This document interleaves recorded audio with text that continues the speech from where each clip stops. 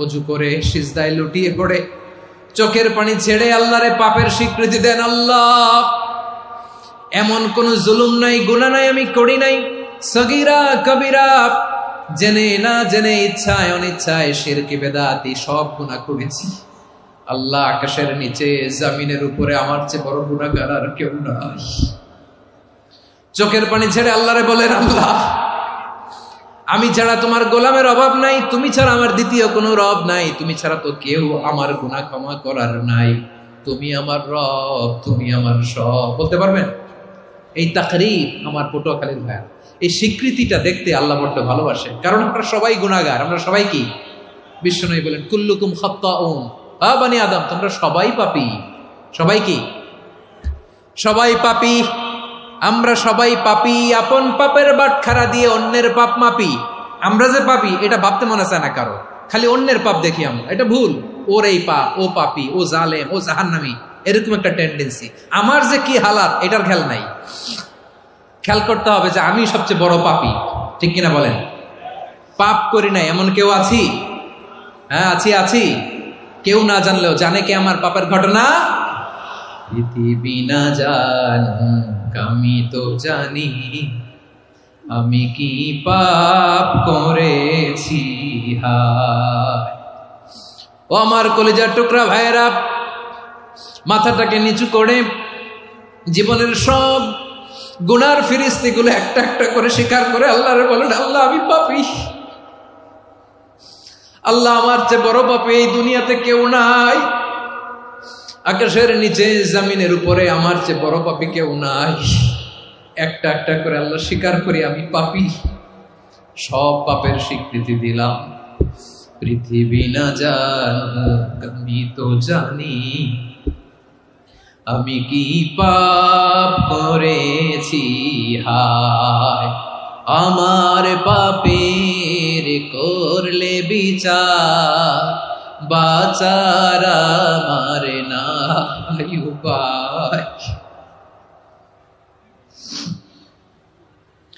দয়াময় তুমি মাফ করো আমায়,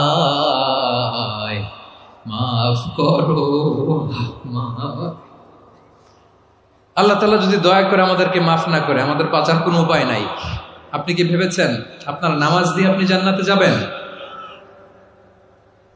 আপনি তাহাজ্জুদ গুজার, সেজদা দিতে দিতে কপালে দাগ ফেলেছেন, এটা আপনারা জান্নাতে নেবে না। আপনি এলাকার সবচেয়ে বড় হাতেম তাই, দানশীল, এই দানের ভরসায় বসে আছেন, কুশ্চিন কালো না।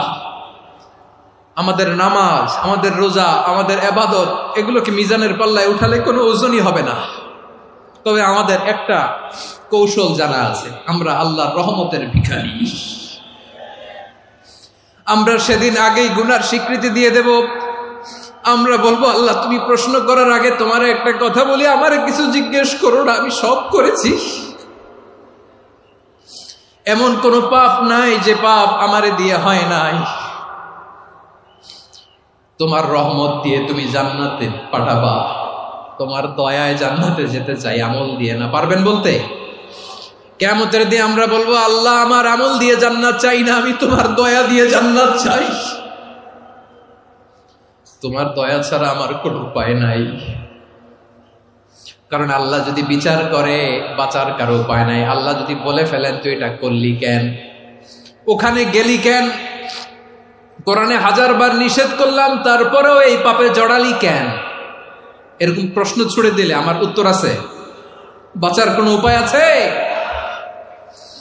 রোজ হাসরে হে আল্লাহ আমার করুণা বিচার, আল্লাহ করুণা বিচার। বিচার চাহি না তব দয়া চাই, এ গুনাহগার, আল্লাহ করুণা বিচার। আপনার আমল দিয়ে জান্নাতে যাবেন?